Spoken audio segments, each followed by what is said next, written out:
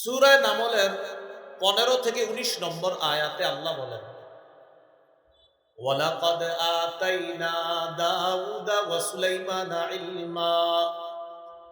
আমি দাউদ এবং সুলাইমান নবীকে ইলম দান করলাম। ওয়া ক্বালা আলহামদুলিল্লাহিল্লাযী ফাদ্দালানা আলা কাসীরিম মিন ইবাদিহিল মুমিনিন। তারা দুইজন বললেন, সমস্ত প্রশংসা আল্লাহ, যিনি আমাদেরকে তার অধিকাংশ মুমিন বান্দাদের উপর শ্রেষ্ঠত্ব দান করেছেন। দাউদ নবী আর সুলাইমান নবী বলেন, ওয়ারিসা সুলাইমানু দাউদা। সুলাইমান নবী দাউদ নবীর উত্তরাধিকার হলেন। মনে রাখতে হবে, নবীরা কোনো সম্পদের উত্তরাধিকার হন না। সুলাইমান নবী তার বাবার উত্তরাধিকার হয়েছেন নবুয়তের, রাজত্বের, এলেমের। নবীরা উত্তরাধিকার হয় নবুয়তের, রাজত্বের, এলেমের। তো সুলাইমান নবী উত্তরাধিকার হয়েছেন রাজত্বের, এলেমের, নবুয়তের উত্তরাধিকার হয়েছেন। বাবাকেও আল্লাহ নবী বানিয়েছেন। দাউদ নবী 40 বছর ফিলিস্তিন শাসন করছে। 74% ফিলিস্তিনের অঞ্চল সাম্রাজ্য তিনি কায়েম করেছেন দাউদ নবী। দাউদ নবীর পর সুলাইমান নবী শাসক হলেন, তিনিও 40 বছর। বাবা এবং সন্তান দুজনে মিলে ফিলিস্তিন শাসন করলেন 80 বছর।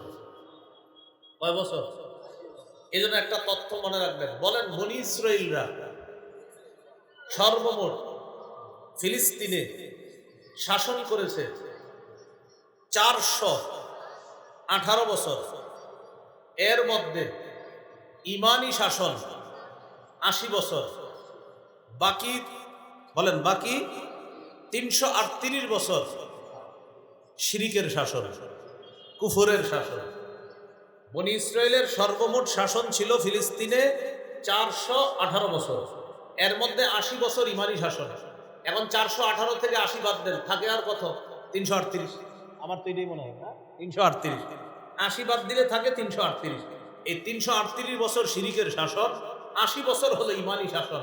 মজার ব্যাপার, এই 80 বছরের ইমানি শাসনের 40 বছর দাউদ নবী, 40 বছর সুলাইমান নবী। সুবহানাল্লাহ। তো সুলাইমান নবী দাউদ নবীর উত্তরাধিকার হলেন। হওয়ার পর কি বলে দেখেন, সুলাইমান নবীর কথাগুলো আল্লাহ কোরআনের মধ্যে বলেন, ওয়াকালা ইয়া আইয়ুহান নাস উল্লিমনা মানতিকাত তায়র। হে মানুষ, আমাকে পাখির ভাষা শিক্ষা দেওয়া হয়েছে। সুবহানাল্লাহ। ওয়া উতিনা মিন কুল্লি শাই। আমাকে সব বিষয় দেওয়া হয়েছে আল্লাহর পক্ষ থেকে। সুলাইমান নবী কি বলে দেখেন, ইন্না হাযা লাহুয়াল ফাদলুল মুবিন। এটা স্পষ্ট অনুগ্রহ আল্লাহর পক্ষ থেকে। বলেন তো, সুলাইমান নবী রাজত্ব নবুয়ত পাওয়ার পরেও অনুগ্রহ স্বীকার করলেন কার? এই জন্য যিনি মুসলিম শাসক হবেন, তার 1 নাম্বার গুণ হবে তিনি আল্লাহমুখী হবেন। তার যত নেয়ামত দিবে, সব নেয়ামতের কৃতিত্ব দিবে তিনি আল্লাহ। এরপর কি বলে দেখেন, ওয়াহুশিরা লিসুলাইমানা জুনুদুহু মিনাল জিন্নি ওয়াল ইনসি ওয়াত তায়রি ফাহুম ইউজাউন। সুলাইমান নবীর জন্য সমবেত করা হয়েছে জুনুদুহু, তার সৈন্যদেরকে, মিনাল জিন্নি, জিনদের থেকে, ওয়াল ইনসি, মানুষদের থেকে, ওয়াত তায়রি, পাখিদের থেকে, ফাহুম ইউজাউন, তাদেরকে নিয়ন্ত্রণ করা হতো, তাদেরকে সুবিন্যস্ত করে দাঁড় করানো হতো, তাদেরকে সুবিন্যস্ত করে দলে দলে বিভক্ত করা হতো, জিন, ইনসান, পাখিদেরকে। এই জাতীয় ক্ষমতা আল্লাহ তাআলা সুলাইমান নবীকে দিয়েছেন। মানুষের উপর, জিনের উপর, পাখির উপরও আল্লাহ তাকে ক্ষমতা দান করেছেন। তো একদিন সুলাইমান নবী কাফেলা নিয়ে রওনা করলেন। হাত্তা ইযা আতাউ আলা ওয়াদিন নাম। যাইতে যাইতে তিনি যখন পিঁপড়ার উপত্যকায় উপনীত হলেন, পিঁপড়ার রানী, এই রানী পিঁপড়াদেরকে ডেকে বললেন, ক্বালাত নামলাতু ইয়া আইয়ুহান নামলু দুখুলু মাসাকিনাকুম। পিঁপড়ার রানী পিঁপড়াদেরকে ডেকে বললেন, ও পিঁপড়া সম্প্রদায়, তোমরা তাড়াতাড়ি ঘরে ঢুকো, গর্তে প্রবেশ করো। লা ইয়াহতিমান্নাকুম সুলাইমান ওয়া জুনুদুহু ওয়া হুম লা ইয়াশউরুন। সুলাইমান নবী এবং তার সৈন্যবাহিনী না জেনে তোমাদেরকে যেন পায়ের নিচে পিষে না ফেলে, তাড়াতাড়ি তোমরা ঘরে প্রবেশ করো। তো পাখির এই ভাষাটা সুলাইমান নবী বুঝে ফেলে একটা হাসি দিছে, সুবহানাল্লাহ। ফাতাবাসসামা দাহিকাম মিন কাওলিহা, পুরো বিষয়টা বুঝবেন। সুলাইমান নবী পিঁপড়ার ভাষা বুঝে একটা স্মিত হাসি দিলেন। وقال رب أوزعني أن أشكر نعمتك التي أنعمت علي وعلى والدي, সাথে সাথে বললেন, ও আমার রব, আমাকে তৌফিক দান করেন আমি যেন আপনার নিয়ামতের শুকরিয়া আদায় করতে পারি। যে নিয়ামত আমার উপর দান করেছেন, কি নিয়ামত? আমাকে পাখির ভাষা শিক্ষা দিয়েছেন, মানুষের উপর, জিনের উপর, পাখির উপর আমাকে কর্তৃত্ব দিয়েছেন। শুধু তাই না, আমি বাতাসকে কথা বললে সেই বাতাসও আমার কথা শোনে, আপনি বাতাসকেও আমার অনুগামী করে দিয়েছেন। এখন একটু বুঝেন আমার মূল কথা। তো সুলাইমান নবী বলতেছে, আল্লাহ আমাকে তৌফিক দেন আমি যেন আপনার নিয়ামতের শুকরিয়া আদায় করতে পারি। যে নিয়ামত আমাকে দিয়েছেন আমার বাবাকেও দিয়েছেন। ওয়া আন আ'মালা সালিহান তারদাহ, আল্লাহ আমি যেন এমন ভালো কাজ করতে পারি যে কাজে আপনি খুশি হন। ওয়া আদখিলনি বিরাহমাতিকা ফি ইবাদিকাস সালিহিন, আল্লাহ আপনি আপনার রহমতের মাধ্যমে আমাকে আপনার নেক বান্দাদের ভিতরে প্রবেশ করায় দেন, অন্তর্ভুক্ত করেন। আয়াতের অনুবাদগুলা মজা করে শুনছেন, এবার মূল কথাটা শোনেন। সুলাইমান নবী নবুয়ত পাওয়ার পর, রাজত্ব পাওয়ার পর, পাখির ভাষা বুঝে, বাতাসের কথা সব কিছু বুঝার পরেও সুলাইমান নবী শুকরিয়া আদায় করে কার? সব কৃতিত্ব দিতেছে কাকে? এজন্য মুসলিম শাসক যিনি হবে তার এক নাম্বার গুণ হবে তিনি আল্লাহমুখী হবে, আখিরাতমুখী হবে। দেখি পরীক্ষা নেই, মুসলিম শাসকের কাজ কয়টা? কয়টা? এক নাম্বার নামাজ কায়েম করা, দুই নাম্বার যাকাত, তিন নাম্বার সৎ কাজের আদেশ, চার নাম্বার অসৎ কাজের নিষেধ। এখন আমরা জানতেছি মুসলিম শাসকের গুণ, এক নাম্বার গুণ কি মুখী হওয়া? আল্লাহ। মাশাআল্লাহ। মুসলিম শাসকের দুই নাম্বার গুণ ইনসাফ কায়েম করা। কি কায়েম করা? ইনসাফ কায়েম করা। সূরা সদের ২৬ নম্বর আয়াতে আল্লাহ বলেন, ইয়া দাউদ ইন্না জাআলনাকা খলিফাতান ফিল আরদ, হে দাউদ আমি আপনাকে পৃথিবীতে খলিফা বানিয়েছি। তো আল্লাহ তাআলা সাথে সাথে বললেন, ফাহকুম বাইনান নাসি বিল হক, আপনি মানুষের মাঝে ইনসাফ করবেন, মানুষের মাঝে বিচার করবেন সঠিকভাবে। সুবহানাল্লাহ। দাউদ আমি আপনাকে দুনিয়াতে খলিফা বানিয়েছি, ফাহকুম বাইনান নাসি বিল হক, আপনি সঠিকভাবে মানুষের মাঝে বিচার করবেন।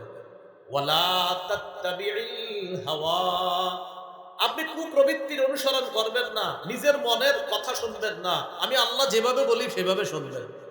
ফায়ুদিল্লাকা আন সাবিলিল্লাহ, আপনি যদি নিজের মন মতো ফয়সালা করেন তাহলে এই নিজের মন মতো চলাটা আপনাকে আল্লাহর রাস্তা থেকে দূরে সরায়া দিবে। বলেন নাউজুবিল্লাহ। ইন্নাল্লাযীনা ইয়াদিল্লুনা আন সাবিলিল্লাহ, নিশ্চয়ই যারা আল্লাহর রাস্তা থেকে দূরে সরে যায়, পথভ্রষ্ট হয়ে যায়, লাহুম আযাবুন শাদীদুম বিমা নাসু ইয়াউমাল হিসাব, হিসাবের দিন ভুলে যাওয়ার কারণে তাদের জন্য রয়েছে কঠিন শাস্তি। তাহলে কি বোঝা গেল?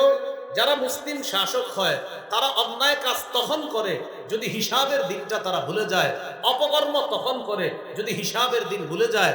কোরআনের বিরুদ্ধে, হাদিসের বিরুদ্ধে, ইসলামের বিরুদ্ধে কোনো মুসলিম শাসক তখন কথা বলে যদি তার আখিরাতের কথা স্মরণ না থাকে। কিসের বিরুদ্ধে বললাম? কোরআন। বলেন কিসের বিরুদ্ধে? কোরআনের বিরুদ্ধে, ইসলামের বিরুদ্ধে মুসলিম শাসক তখন বলে যখন তার আখিরাতে যেটা হিসাব আছে এটা যখন ভুলে যায়, তখন যা মন চায় তা করে, বরং মন মতো কারো এজেন্ডা বাস্তবায়নের পিছনে লেগে যায়। এটা কিন্তু আপনারা মনে রাখবেন। এই জন্য আমি আগে বলছি এখনো আমরা সেফ না। বৃষ্টি থেকে বাঁচার জন্য এখন ঝর্ণার নিচে আছি, আমরা এখনো পানি মুক্ত হতে পারিনি। বৃষ্টি থেকে বেঁচে ঝর্ণার নিচে আছি। কিসের নিচে? মানে কি? পানি লাগ, বৃষ্টির নিচেও পানি, ঝর্ণার নিচেও কি? এই কথা গবেষণা করবেন, কি বুঝাই না। আল্লাহ আমাদেরকে বুঝার তৌফিক দান করেন। মুসলিম শাসকের দুই নাম্বার গুণ হবে সঠিকভাবে ফয়সালা করা, ইনসাফ করা। মুসলিম শাসকের তিন নাম্বার গুণ, সেটা হলো মুসলিম শাসক অন্যায়ের পথ পরিহার করে চলবে সদা সর্বদা। কিসের পথ বলেন তো? অন্যায়ের পথ। সূরা আরাফের 142 নম্বর আয়াতে আল্লাহ বলেন, ওয়াওয়া'আদনা মূসা 30 লাইলা وأتممناها بعشر فتم ميقات ربه 40 ليلة وقال موسى لأخيه هارون اخلفني في قومي وأصلح ولا تتبع سبيل المفسدين আল্লাহ বলেন ওয়াওয়া'আদনা মূসা 30 লাইলা, আমি মুসা নবীকে 30 রাতের ওয়াদা করলাম যে তিনি আমার কাছে আসবে, পাহাড়ের উপর তিনি 30 রাত ইতিকাফ করবে। কয় রাতের ওয়াদা করলাম? 30 রাত। 30 রাতের পর আমি কি করলাম? ওয়া আতমামনাহা বিআশরিন, আমি আল্লাহ আরো 10 দিয়ে সেটাকে পুরা করলাম। তাহলে 30 আর 10 এ কত হয়? 40। ফাতাম্মা মিকাতু 40 লাইলা মিকাতু রাব্বিহি 40 লাইলা, 30 আর 10 এ রবের নির্দিষ্ট ওয়াদাটা হয়ে গেল মোট 40 রাতে। তাহলে রবের নির্ধারণ করা সময়টা হয়ে গেল কয় রাত? 40 রাত। প্রথমে আল্লাহ নির্বাচন করেছেন কয় রাত? 30। এরপরে আরো 10, 40। তো মুসা নবী যাবে। এখন জাতির দায়িত্ব কারে দিবে? ভাই হারুনকে বললেন, ওয়াকালা মূসা লিআখিহি হারুন আখলুফনি ফি কওমি, মুসা নবী তার ভাই হারুনকে বললেন, ও ভাই হারুন, উখলুফনি ফি কওমি, তুমি আমার জাতির মাঝে আমার অনুপস্থিতিতে আমার প্রতিনিধিত্ব করবা। এরপরে কি বলে দেখেন, ওয়া আসলিহ, সঠিকভাবে তুমি প্রতিনিধিত্ব করবা, সব বিষয়গুলো সঠিকভাবে সংশোধন করবা। ওয়ালা তাত্তাবি' সাবিলাল মুফসিদিন, ফাসাদ সৃষ্টিকারীদের রাস্তা তুমি অনুসরণ করো না, ফাসাদ সৃষ্টিকারীদের রাস্তা তুমি অনুসরণ করবা না, এটা বলে দিলেন। এই গেল 3 নাম্বার। তাহলে কি শিখলাম? অন্যায়ের পথ পরিহার করা, এটা মুসলিম শাসকের 3 নাম্বার কাজ।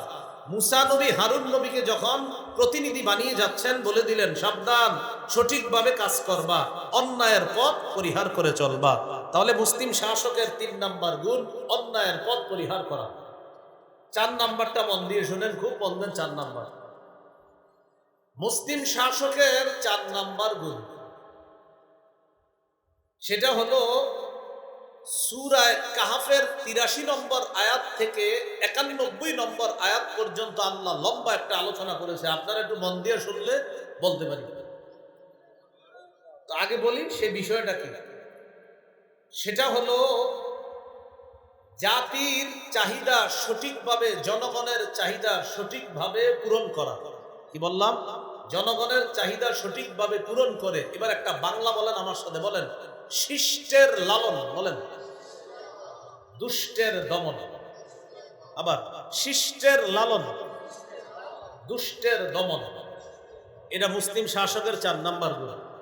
এবার আমরা আয়াত থেকে জেনে নিই 4 নাম্বার গুণটা। সূরা কাহফের 83 থেকে 91 নম্বর আয়াতে আল্লাহ বলেন, ওয়াসআলুনাকা আন যিল করনাইন, নবী কাফেররা আপনাকে বাদশা যুলকরনাইন সম্পর্কে জিজ্ঞাসা করে। কুল সাআতলু আলাইকুম মিনহু যিকরা, নবী আপনি বলেন আমি তোমাদেরকে যুলকরনাইন বাদশা সম্পর্কে তোমাদেরকে আলোচনা করে শুনিয়ে দিচ্ছি। এরপরে আল্লাহ বলেন, ইন্না মাক্কান্না লাহু ফিল আরদ, আমি যুলকরনাইন বাদশাকে ক্ষমতা দান করলাম, শক্তি দান করলাম। ওয়া আতাইনাহু মিন কুল্লি শাইইন সাবাবা, আমি তাকে সব উপকরণ দান করলাম। উপকরণ দ্বারা উদ্দেশ্য কি? যুলকরনাইন বাদশাকে আল্লাহ এমন একটা যোগ্যতা দান করছেন, তিনি চাইলে কোনো কিছুর মাধ্যমে বিভিন্ন জিনিস মুহূর্তের মধ্যে প্রস্তুত করে পারতেন। এই ক্ষমতা যুলকরনাইন বাদশাকে আল্লাহ দান করছেন। এবার দেখেন তিনি কি করছেন। তিনি 3টা সফর করছেন। বলেন কয়টা? বলেন পৃথিবীর, বলেন পৃথিবীর যেখানে সূর্য অস্ত হয়, কোন দিকে? পশ্চিমে। এবার বলেন পৃথিবীর পশ্চিমে, পৃথিবীর পূর্বে। 3 নাম্বার কারো কারো মতে বলেন পৃথিবীর উত্তরে। এই 3টা সফর করছে যুলকরনাইন বাদশা। 1 নাম্বার সফর পৃথিবীর একদম পশ্চিমে, যার পরে আর কেউ বসবাস করে না সেখানে, যেখানে সূর্য ডুবে। 2 নম্বর সফর, যেখান থেকে সূর্য ওঠে, যার পাশে আর কেউ বসবাস করে না, পৃথিবীর একদম পূর্ব পাশে। এ হলো 2টা সফর। 3 নম্বর সফরটা হলো কোন কোন মুফাসসিরের মতে পৃথিবীর উত্তর প্রান্তে তিনি সফরটা করেছেন। বাকি এই জায়গা কোরআন বলে না কোন দিকে। 2টা কথা কোরআন বলেছে, 3 নাম্বারটা কোরআন বলে না। তবে মুফাসসিরিনে কেরাম গবেষণা করে বলেন 3 নাম্বার সফরটা হয়েছে তার পৃথিবীর উত্তরে। এবার কোরআনের আয়াতের থেকে আমরা অনুবাদটা শুনবো। শোনার আগে সফর 2টা শুনি। আমাদের এখন মূল আলোচনা মুসলিম শাসকের 4 নম্বর গুণ, শিষ্টের লালন, দুষ্টের দমন। জুলকরনাইন বাদশার প্রথম সফরটা জানি পৃথিবীর কোন পাশে হয়েছে? পশ্চিম, একদম পশ্চিম। এই এলাকায় পশ্চিম কোনটা? হাত দিয়া দেখা, এটা নাকি? তাহলে বাস একদম পশ্চিম হয়েছে। আল্লাহ তাআলা বলেন জুলকরনাইন বাদশা পৃথিবীর একদম পশ্চিম পাশে গেছে, যেখানের পরে আর কোনো মানুষ বসবাস করে না। সেখানে গিয়ে দেখলেন প্রচন্ড কালো অন্ধকারের মধ্যে পানি। ওই পানিগুলা মনে হয় যে কাদার মধ্যে, আর ওই কাদা পানির মধ্যে, কাদা জলাশয়ের মধ্যে সূর্যটা ডুবে যাচ্ছে। এমন ডুবন্ত অবস্থায় আল্লাহ তাআলা জুলকরনাইন বাদশাকে পৃথিবীর একদম পশ্চিম প্রান্তে নিয়ে গিয়েছে। উনি গিয়ে দেখে কি যে সূর্যটা কেমন যেন একটা কাদা মাটির মধ্যে ডুবে যাচ্ছে। তো আল্লাহ তাআলা কি বলে দেখেন, فأتبع السببا حتى إذا بلغ مغرب الشمس وجدها تغرب في عين حمئة। জুলকরনাইন বাদশা একটা রাস্তা অবলম্বন করল। রাস্তা অবলম্বন করার পর যাইতে যাইতে চলে গেলেন কোথায়? হাত্তা ইদা বালাগা মাগরিবাশ শামস। চলতে চলতে তিনি সূর্য অস্ত যেখানে হয় সেখানে পৌঁছে গেলেন।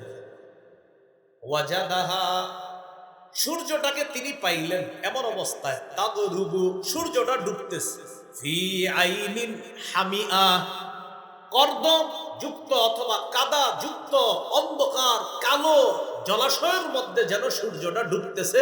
তিনি এরকম দেখলেন সূর্যটা ডুবতেছে। এরপরে দেখেন কি হয়, ওয়াজাদা ইনদাহা কওমা, সেখানে তিনি একটা জাতিকে পাইলেন। আবার বলছি, এমন এক জায়গায় গেলেন যেখানের পরে আর কেউ নাই, সূর্যটা ডুবতেছে, এর এই পাশে একটা জাতি তিনি পাইলেন। সেই জাতি ছিল কাফের। বলেন সবাই, সেই জাতি কি ছিল? আল্লাহ জুলকরনাইন বাদশাকে বললেন, বাদশা জুলকরনাইন, তোমার সামনে 2টা অপশন। এই কাফেরদের ব্যাপারে আমি তোমাকে ক্ষমতা দিলাম, তুমি চাইলে তাদেরকে শাস্তি দিতে পারো, চাইলে তাদের ব্যাপারে কোনো ভালো কিছু গ্রহণ করতে পারো। অপশন কয়টা? আর মুসলিম শাসকের 4 নম্বর গুণ জানি কি? শিষ্টের লালন, দুষ্টের দমন। বুঝেন কিন্তু, না হলে বুঝবেন না কথাটা। আল্লাহ বললেন, ও জুলকরনাইন বাদশা, এই যে সূর্য অস্ত যাচ্ছে, এখানে যেই জাতিকে আপনি পাইলেন, তাদের ব্যাপারে আপনার সামনে 2টা অপশন। কি?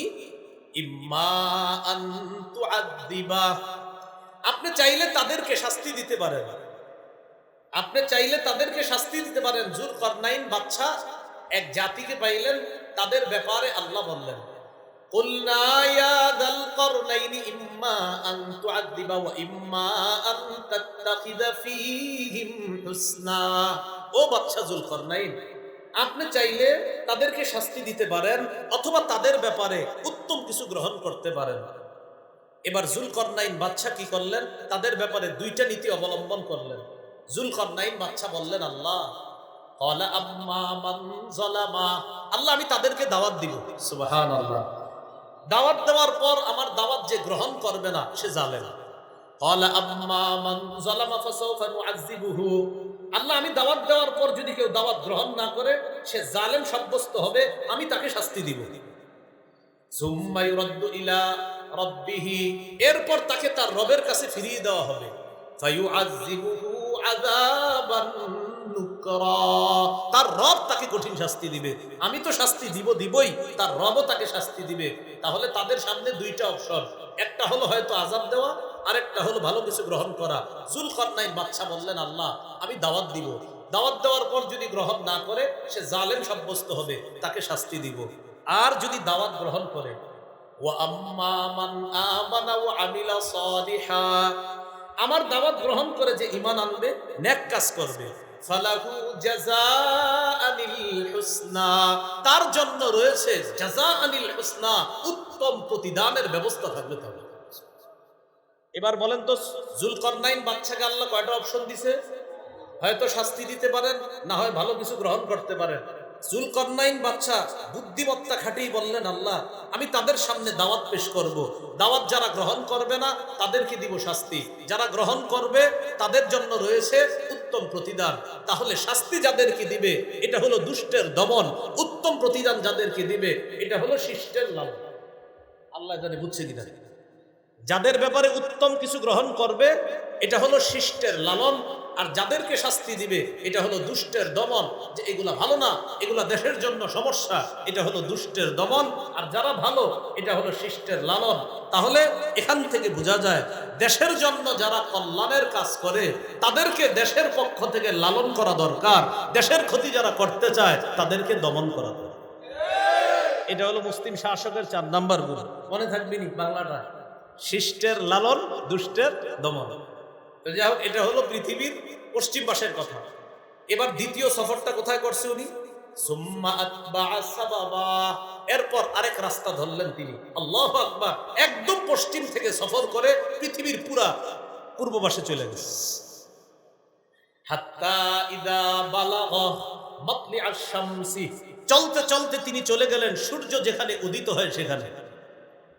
সেখানে যাওয়ার পর এক জাতিকে পাইলেন, সেই জাতীয় ওই জাতির মতো, তাদের ব্যাপারে আল্লাহ 2টা অপশন দিয়েছেন। যদিও আয়াতে অপশনের কথা নাই, তবে মুফাসসিরিন কেরাম বলেন অপশনের কথা যদিও আয়াতে নাই, কিন্তু ওই আয়াত পূর্বর পশ্চিমের যে ঘটনাটা, ওই ঘটনা আর পূর্বের ঘটনা একই রকম। কারণ তিনি পৃথিবীর পশ্চিম পাশে গিয়ে যাদেরকে পেয়েছে তারাও ছিল কাফের, আর পৃথিবীর পূর্ব পাশে যাদেরকে পেয়েছে তারাও কাফের। আর কাফেরদের ব্যাপারে আল্লাহ বলে দিলেন 2টা কাজ গ্রহণ করতে পারেন, হয়তো শাস্তি, না হয় ভালো কিছু।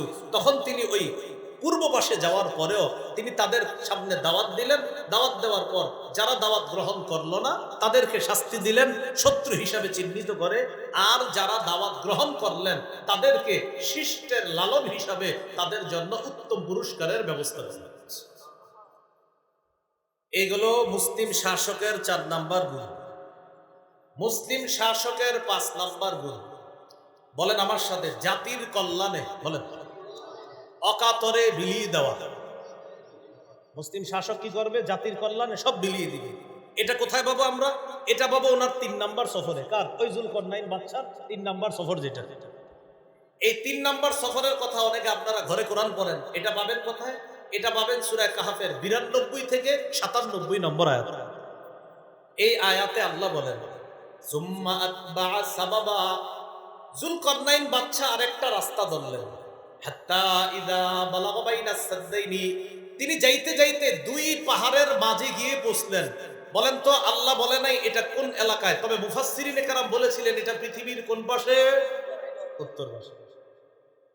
তো জুলকারনাইন বাদশা 2 পাহাড়ের মাঝে গিয়ে যখন বসলেন, বসার পর সেখানে এক জাতিকে পাইলেন। সেই জাতি কেমন জানেন? লা ইয়াকাদুনা ইয়াফকাহুনা কাওলা, ওই জাতি তারা মানুষ, কিন্তু তারা জুলকারনাইন বাদশার কথা বুঝে না। এখন জুলকারনাইন বাদশার কথা যেহেতু বুঝে না, জুলকারনাইন বাদশাকে তারা কিছু বলতে চায় কিন্তু বুঝাইতে পারে না, প্রকাশ করতে পারে না, কারণ জুলকারনাইন বাদশা যা বলে ওরা বুঝতেছে না। তখন জুলকারনাইন বাদশা কি করলেন? ইশারার মাধ্যমে তাদের সাথে কথা বললেন। জুলকারনাইন বাদশা তাদের সমস্যাগুলো শুনলেন কিসের মাধ্যমে? ইশারা।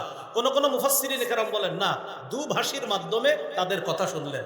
তখন তারা বললেন, ও বাদশা জুলকারনাইন, ইন্না ইয়াজুজা ওয়া মাজুজা মুফসিদুনা ফিল আরদ, পাহাড়ের ওই পাশে 2টা জাতি আছে, এক জাতির নাম ইয়াজুজ, আরেকটার নাম মাজুজ, যারা আমরা ইয়াজুজ মাজুজ বলি।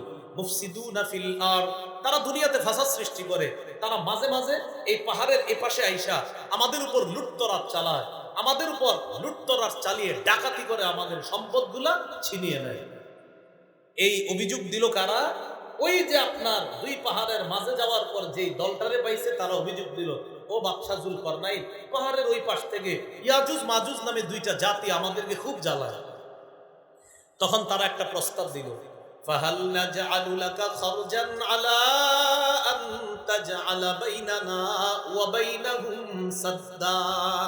বাদশা যুলকারনাইন, আমরা আপনাকে কর দিব, কর দেওয়ার বিনিময়ে আপনি কি আমাদের মাঝে আর ওই ইয়াজুজ মাজুজের মাঝে একটা প্রতিবন্ধক বানাই দিতে পারবেন? এটা কাকে বলল? যুলকারনাইন বাদশা। বাদশা যুলকারনাইন বললেন, আমার টাকা পয়সা লাগবে না, সুবহানাল্লাহ, আমাকে কর দিতে হবে না, আমি তোমাদেরকে অকাতরে বিলিয়ে দিব ইনশাআল্লাহ, আল্লাহ আমাকে যথেষ্ট দিয়েছে। তখন যুলকারনাইন বাদশা কি বললেন? ক্বালা মা মাক্কান্নী ফীহি রাব্বী খায়রুন। আল্লাহ আমাকে যে ক্ষমতা দান করেছেন এটা অনেক উত্তম, এটা অনেক কল্যাণ। ফাআইনুনি বিকুওয়া, তোমরা আমার একটু সহযোগিতা করবা, আমাকে সাহায্য করো শক্তি দিয়ে। শক্তি মানে হাত দিয়ে পা দিয়ে সাহায্য করবা। কিভাবে? আতুনি জুবারাল হাদিদ, লোহার পাতানো তোমরা। ইয়ানো লোহার পা, বলেন লোহার কি পা। এই লোহার পাতানার পর বুঝতে হবে কিন্তু, তাকান, দুই পাহাড়, এই যে দুই পাহাড়, মনে করেন দুই পাহাড়ের মাঝে ফাঁকা, লোহার পাতগুলা আইনা দুই পাহাড়ের মাঝখানে রাখতে লাগলো। লোহার পাত আইনা দুই পাহাড়ের মাঝে রাখলো।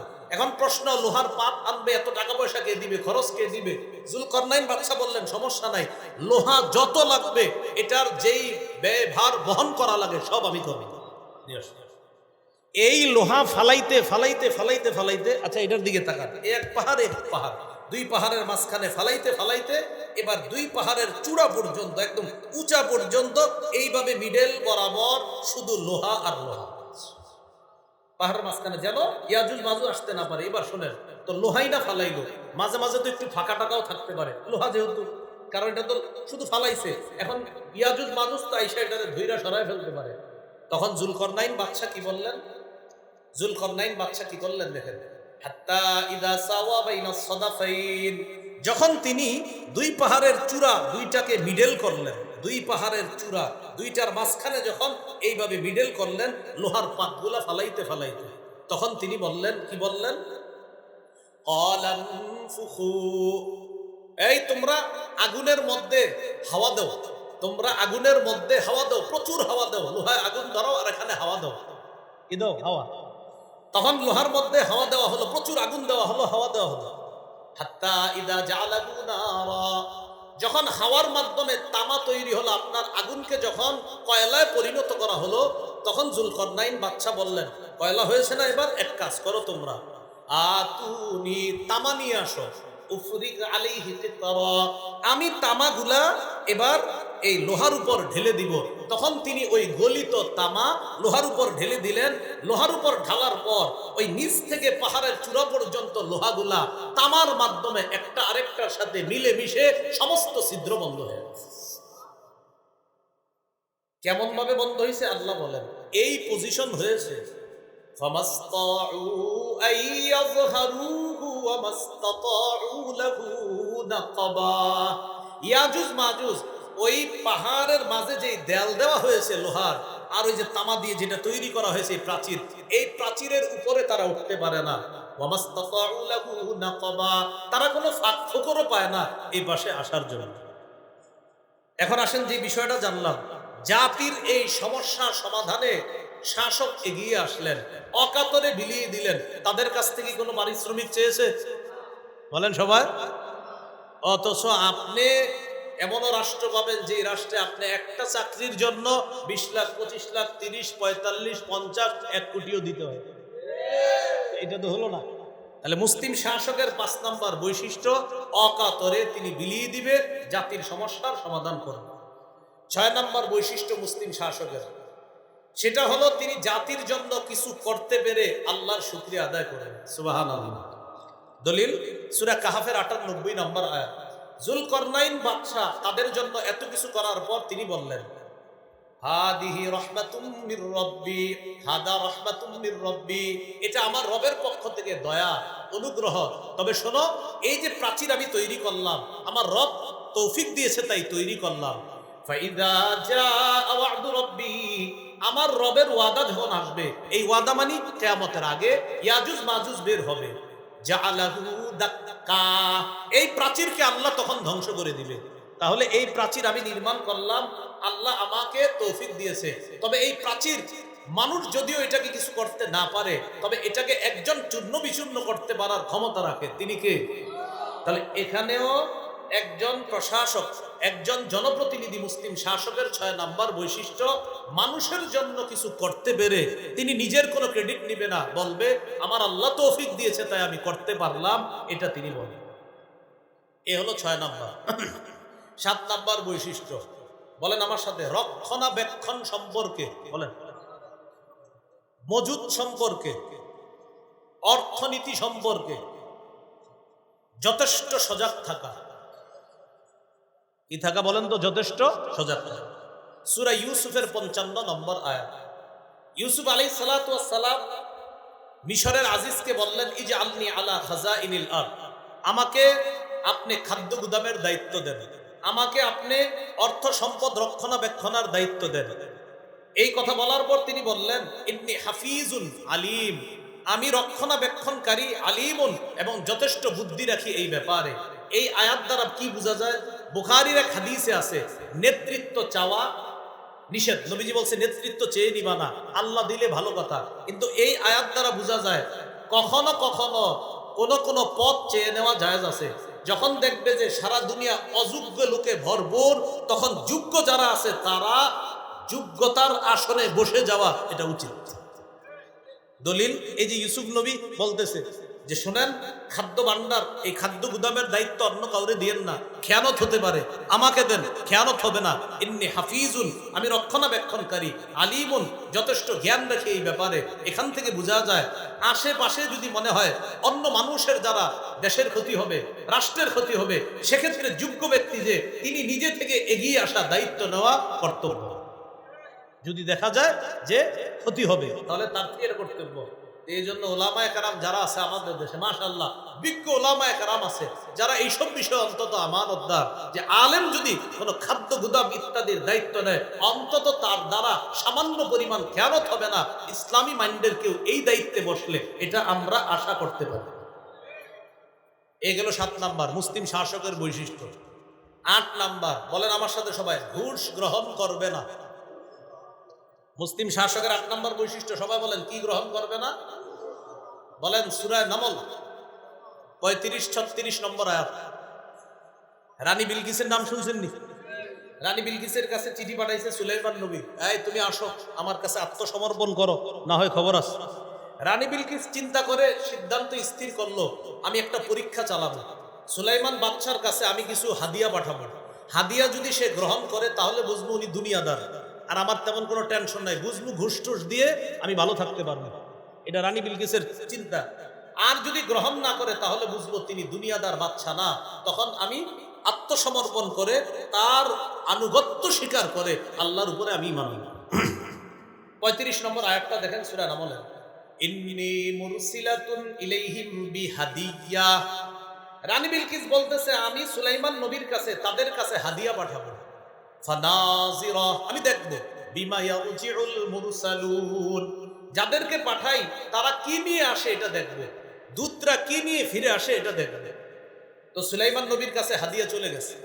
ফালাম্মা জাআ সুলাইমান, হাদিয়া নিয়ে যখন প্রতিনিধিরা সুলাইমান নবীর কাছে গেলেন, সুলাইমান নবী বললেন, আতুমিদ্দুনানি বিমাল, তোমরা কি আমাকে টাকা পয়সা দিয়ে, মাল সম্পদ দিয়ে সাহায্য করতে চাও? ফামা আতানি আল্লাহ খায়রুম মিম্মা আতাকুম, আল্লাহ আমাকে যা দিয়েছেন, তোমাদেরকে যা দিয়েছেন, এগুলা থেকে আল্লাহ আমাকে যা দিয়েছেন 1000 গুণ বেশি উত্তম, যাও এগুলা ফেরত নিয়ে যাও, এগুলা আমার দরকার নাই। দূতরা যখন এই উপঢৌকন ফেরত নিয়ে গেছে, ঘোষ খাওয়ানো যখন যায় নাই, রানী বিলকিস বুঝতে পারছে তিনি সত্যিকার অর্থে বাদশাহ, আল্লাহর নবী। রানী বিলকিস সুলাইমান নবীর কাছে আসার আগেই আল্লাহ যে এক, এই কথার স্বীকৃতি দিয়ে, ঘোষণা দিয়ে সুলাইমান নবীর কাছে এসে বলতেছে, ও বাদশাহ সুলাইমান, আপনার কাছে আসার আগেই আপনার রবের উপর আমি ঈমান এনেছি, আমি আত্মসমর্পণ করেছি। কি শিখলাম? 8 নাম্বার, ঘোষ গ্রহণ করা যাবে না। এটা মুসলিম শাসকের 8 নাম্বার বৈশিষ্ট্য। মুসলিম শাসকের 9 নাম্বার বৈশিষ্ট্য, আমানতদার হওয়া। শেষ করে দিচ্ছি, 10 নাম্বার শেষ করে দিচ্ছি। 9 নাম্বার আমানতদার হওয়া। সূরা নিসার 58 নম্বর আয়াতে আল্লাহ বলেন, ইন্নাল্লাহা ইয়া'মুরুকুম আন তু'আদ্দুল আমানাতি ইলা আহলিহা, নিশ্চয় আল্লাহ তোমাদেরকে আদেশ করেন আন তু'আদ্দুল আমানাতি ইলা আহলিহা, তোমরা আমানত যথাযথ জায়গায় পৌঁছায় দিবা, এই আদেশ আল্লাহ করেন। ওয়া ইযা হাকামতুম বাইনান নাসি আন তাহকুমু বিল আদ, তোমরা যখন মানুষের মাঝে বিচার করবা ইনসাফের সাথে বিচার করবা। ইন্নাল্লাহা নি'ম্মা ইয়া'iযুকুম বিহ, আল্লাহ যে ওয়াজ তোমাদেরকে করেছেন তা কতই না উত্তম ওয়াজ। সুবহানাল্লাহ। তাহলে 9 নম্বর বৈশিষ্ট্য আমানতদার হওয়া। বলেন কি হওয়া? আমানতদার। 10 নম্বর, এটা সবাই বলেন, বলেন আল্লাহর কোরআন অনুযায়ী, আল্লাহর বিধান অনুযায়ী মুসলিম শাসক বিচার করবে। কার বিধান অনুযায়ী? সূরা মাইদা 48 নম্বর আয়াত আল্লাহ তাআলা বলেন, ইন্না আনজালনা ইলাইকাল কিতাবা বিল হক, আমি আপনার কাছে কিতাব পাঠিয়েছি, নাজিল করেছি সত্য সহ, সঠিক কিতাব। মুসাদ্দিকাল লিমা বাইনা ইয়াদাইহি মিনাল কিতাব, এই কিতাব অন্যান্য কিতাবের সত্যায়নকারী। ওয়া মুহাইমিনান আলাইহি, অন্যান্য কিতাবের বিধানগুলো সংরক্ষণকারী। ফাহকুম বাইনাহুম বিমা আনজালাল্লাহ, সুতরাং আপনি ফয়সালা করেন, আপনি বিচার করেন বিমা, ওই বিধান অনুযায়ী আনজালাল্লাহ, যা আল্লাহ নাজিল করেছেন। সুবহানাল্লাহ। এবার সূরা মাইদার সর্বশেষ কথা বলে শেষ করে দিই। 49 নম্বর আয়াতে আল্লাহ বলেন, আফা হুকমাল জাহিলিয়াতি ইয়াবগুন ওয়া মান আহসানু মিনাল্লাহি হুকমান লিকাউমিন ইউকিনুন, তারা কি জাহিলি হুকুম কায়েম করতে চায়? মনে রাখবেন, যারা কোরআনের বিরোধিতা করে, হাদিসের বিরোধিতা করে, ইসলামী আইনের যারা বিরোধিতা করে, তারা এই বিরোধিতা করার মাধ্যমে জাহিলি আইন বাস্তবায়ন করতে চায়। তা আল্লাহ বলেন, আফা হুকমাল জাহিলিয়াতি ইয়াবগুন, তারা কি জাহিলি আইন কানুন চায়, জাহিলি বিচার চায়? ওয়া মান আহসানু মিনাল্লাহি হুকমান লিকাউমিন ইউকিনুন, যারা বিশ্বাসী তাদের জন্য আল্লাহর বিধানের চাইতে উত্তম বিধানদাতা আর কে আছে? সুবহানাল্লাহ। ওয়া মান আহসানু মিনাল্লাহ, আল্লাহর চেয়ে উত্তম বিধানদাতা আর কে আছে? হুকমা, উত্তম বিধানদাতা কে আছে? লিকাউমিন, ওই জাতির জন্য, ইউকিনুন, যারা বিশ্বাস করে। এখন বলেন আলহামদুলিল্লাহ, ইনশাআল্লাহ আমরা আশাবাদী, আমরা বিশ্বাসী জাতি কিনা? এখন বিশ্বাসী জাতির কাছে শ্রেষ্ঠ বিধান কার বিধান? বিশ্বাসী জাতির কাছে শ্রেষ্ঠ বিধানদাতা কে? এখন আমরা কি জাহিলি বিধান চাই না আল্লাহর বিধান? মুসলিম শাসকের 10 নম্বর বৈশিষ্ট্য, আল্লাহর বিধান অনুযায়ী ফয়সালা করবে, আল্লাহর বিধান ছাড়া অন্য কোনো বিধান কামনা করবে না। এই হলো মুসলিম শাসকের 10টা বৈশিষ্ট্য। মুসলিম শাসকের কয়টা কাজ? না কাজ 4টা। মাশাআল্লাহ, কাজ কয়টা আর বৈশিষ্ট্য কয়টা বললাম? এই পর্যন্তই থাক। আল্লাহ আমাদের সকল, আচ্ছা একটু পূর্বে রয়ে গেছে, খেলাফত কায়েমের শর্ত কয়টা? 2টা। ঈমান নেক আমল পদ্ধতি কয়টা? দাওয়াত জিহাদ। ভুলে গেছে, খেলাফত কায়েমের শর্ত 2টা, একটা হলো ঈমান নেক আমল, আর পদ্ধতি 2টা, দাওয়াত জিহাদ। খেলাফত কায়েম হোক, এটা আমরা সবাই চাই। আমাদের দেশে যেন আল্লাহ ইসলামী হুকুমত কায়েম করে দেয়, আমরা আল্লাহর কাছে এই দোয়া করব। আল্লাহ আমাদের সকল যে কথাগুলো শুনলাম বললাম, বিশেষ করে মুসলিম শাসকের যে গুণাবলী, আল্লাহ আমাদের এই দেশে যেন ইসলামী একটা রাষ্ট্র ব্যবস্থা, এই দেশটাকে আল্লাহ বানায়া যেন আমাদের দেশে এমন শাসক আল্লাহ তৈরি করে। দোয়া করা যাবে তো ইনশাআল্লাহ? আল্লাহ তৌফিক দান করেন। যে কথাগুলো আমরা শুনলাম বললাম, কথাগুলোর উপরে ইনশাআল্লাহ সবাই আমল করব। বিশেষ করে আমাদের দেশে যেন ইসলামী হুকুমত কায়েম হয়, এই জন্য প্রতিদিন অতিরিক্ত 2 রাকাত নফল নামাজ পড়বো আমরা ইনশাআল্লাহ। আল্লাহর কাছে খুব বেশি দোয়া করব। আরেকটা দোয়া করব, কোনোভাবেই যেন আমাদের দেশে কোরআনের বিরুদ্ধে কোনো আইন বাস্তবায়ন না হয়, এই দোয়া করতে হবে। যদি এরকম কোনো ঘটনা ঘটে যায়, তখন মুসলমান ঘরে বসে থাকলে হবে না, উলামায়ে কেরামের ডাকে মুসলমান স্বতঃস্ফূর্তভাবে অংশগ্রহণ করতে হবে। আল্লাহ আমাদেরকে বুঝার তৌফিক দান করেন।